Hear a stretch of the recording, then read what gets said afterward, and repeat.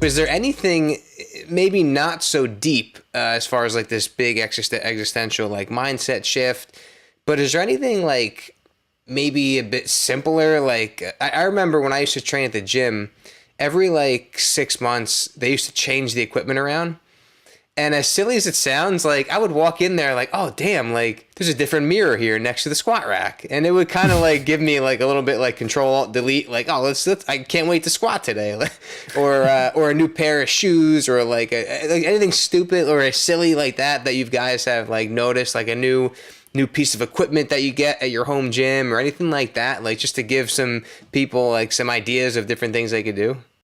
Brad's good at that. I could go on a long time on that, both in the short term and the long term, One of the things that really, when you mentioned that, Nick, not so much on a new piece of equipment, a new exercise kind of a front like that, but one of the things that I've really focused on is making these big picture plans for bodybuilders, and kind of like the prep positioning that Berto talked about in his recent course, where I'm actually taking people through gaining phases, purposeful gaining phases. And sometimes it's very meticulous and I'm having them track calories and protein in a certain surplus over time. And sometimes it's more intuitive. I'm just saying, okay, I don't care what you do, beat this much protein. And I want to see the scale go up over time, even if it's just 5 out of 7 weeks, And what I've noticed is the incredible mindset that has changed, mostly in the female population, but I can't say that it's only the female population. It's some of it men too. There's always been this kind of this shift where it's like, okay, if I'm not dieting and I'm not shredded and I'm not in very good shape, I'm just not going to train. You know what I mean? If I'm not doing the whole bro lifestyle of eating my clean meals or weighing out my macros, I'm just not going to train. It's not worth it. You know what I mean? And ever since I've had this big picture mindset of, okay, you know what? It's kind of like reassurance. As long as you're training, if you're gaining weight, you're gaining muscle. It's kind of the bottom line. And there's really not any disputing that. I mean, all the evidence is kind of what's made me have this huge shift is how I'm, kind of planning out all these long-term chunks of people's careers, And the thing that's amazing me, and like I told you, it's mostly women, but not all. There's some males that are in there too.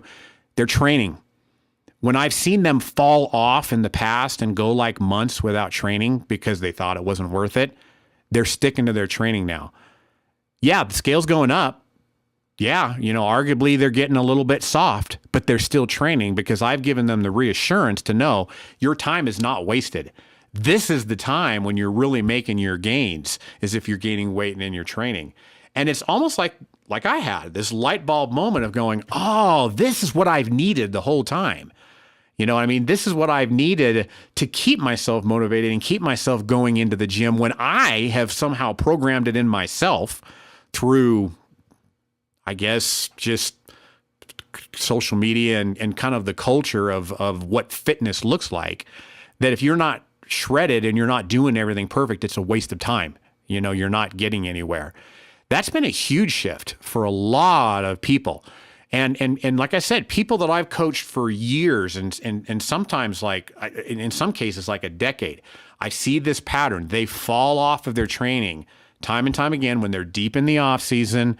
They've gained weight. They're not doing everything quote unquote perfect because in their mind, they're not getting anything from it.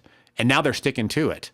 Sure, they're not maybe counting macros and they may be a little bit soft, but they're sticking to their training. And that's because I've given them the reassurance to know you're making your gains right now. This is not wasted time. I don't care if it's year 5, year 10, year 20. You know what I mean? That's been a huge shift for a lot of people. And something I'm kind of really, I don't want to break my arm patting myself on the back here, but I'm pretty damn proud of that I've been able to kind of motivate people in that way. Watch that arm, Brad. We don't need anything else to happen to it. Yeah, I'm going to have to use my left one. Yeah, I think I guess this kind of ties into like the goal setting if we're talking about what keeps us coming back. Sometimes if you're looking for something to keep you coming back deeper than a physique change, consider overall health, right? Health and wellness. Like you want to be there for your children, you want to be there for your family, you want to enjoy a long, physically active life. I mean, let's not forget that that's a byproduct of living this lifestyle too. I know we talk about bumps and bruises and injuries and different athletes I've worked with who've had pain, but I would rather have knee pain from squatting than knee pain from being overweight and sedentary. So let's not forget too that yes, it's motivating to see changes in our physique, and it's keeps us coming back for sure. But you know, if you have to reframe your mindset to, you know what, I'm doing this thing because I want to make myself better as an overall human, like that's pretty powerful stuff too. Yeah, and something else that kind of keeps people motivated too, that I keep reminding them is, like Jeff said, the skill that goes along with lifting. You know, we know that program hopping is kind of the one of the many things that is kind of the demise of a lot of people's program. But the longer you train, the better you're going to get at a lot of different kind of lifts, and you're going to develop a lot of skill on a lot of different kinds of lifting, whether it be front squats and back squats and belt squats and different kinds of squats to different kinds of bench presses to different kind of rows, you know, and that's something that you don't really have. I don't care if you've been training for 5 years, you haven't done it all. I have been training for 25 years. I've not mastered a squat. You know, I know how to do a lot of different kinds of squat, and I'm pretty darn good at them, but to say that I'm a master at them is laughable. You know, the longer you train, the more ability you're going to have, and then the more freedom you're going to have to kind of move some things around and give yourself a little bit more freedom as far as freshening things up, you know, and not have to totally relearn a new skill, you know, and then have to worry about having that whole neurologic adaptation phase happen where you're kind of getting somewhat of a block while you're learning that. You know, Jeff can jump from a different kind of row, you know, as often as he wants to, because he's really good at a lot of different kinds of rows. You're not going to get that after just 5 years of training. After 5 years of training, you've barely mastered a handful of different exercises. How can you possibly get much variety?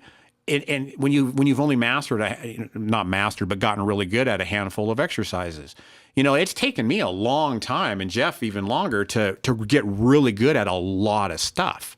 And so the longer that you do things, and you know, you're gonna have to change things up. I'm not gonna say, okay, you never want to just go to something new because of the neurologic adaptation. But once you make that thing, get good at it. And then that's another tool in your belt that when you need to freshen up and you need to change from, like, say, you know, I don't know, a bent over row to a cable row, you've done a bajillion cable rows already. And when you make that change, you're right back where you started with good technique and good skill after the first set, you know. But yeah, that's something else that you're going to miss out on, is all of that skill that's going to give you that freedom to keep things fresh and still get the most out of your training. Yeah, I mean, that's similar to treating someone with pain. We want to keep them doing the movement in any way possible so that they can remember that movement, they can learn that skill, they can get more reps to do it. And yeah, just like you're saying, the more you do it, the better you get at it, and the better you'll be prepared for when you need to push it, or when you need to try something different, or you know, whatever. Or you get injured and you can't do that anymore. You're already good at this, you know? Exactly. Yeah. The one other thing that I was just thinking about was after, because, and I guess you guys would probably have a good perspective on this if you think similarly. After this many years of competing, I think for me, every time I come off of a competitive season and start an off season, I feel completely new. Like, I feel like, all right, like, let's go. It feels like a whole different animal of training, right? So I think if you're competing and you kind of get caught in like the compete off season, you're just not appreciating, like, it's like spring. It's like a new a new growth period here. Like that was always pretty motivating to me. And I was always like a kid in a candy store. Like, I can't wait to see what happens like this time around after I just buried myself into the ground for 6 months. Have you guys kind of felt that too? Like after a contest prep, you feel like ready to go, or is it almost the opposite where you're like I don't want to touch a barbell for a little while? I think, like for me early on, it was kind of like once the season was over, I was more of the guy that would say, I'm not going to the gym for a week. Like, it was just burnt out. I needed just a week to kind of unwind, and just appreciate the work that I just put in. And then it kind of recharges the batteries. And then I'm like, yeah, let's get after it again. So I'm kind of like up and down like that.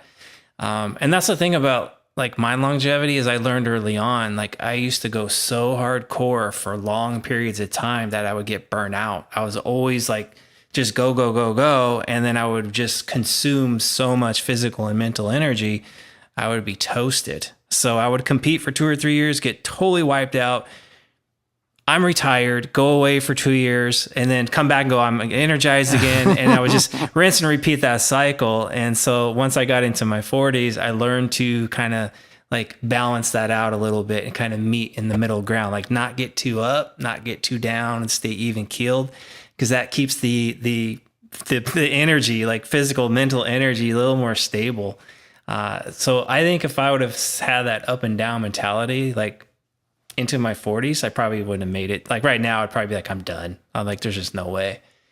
So that's something that I've learned. Like you just have to kind of stay, like emotionally, you try to kind of just stay in the middle if you can.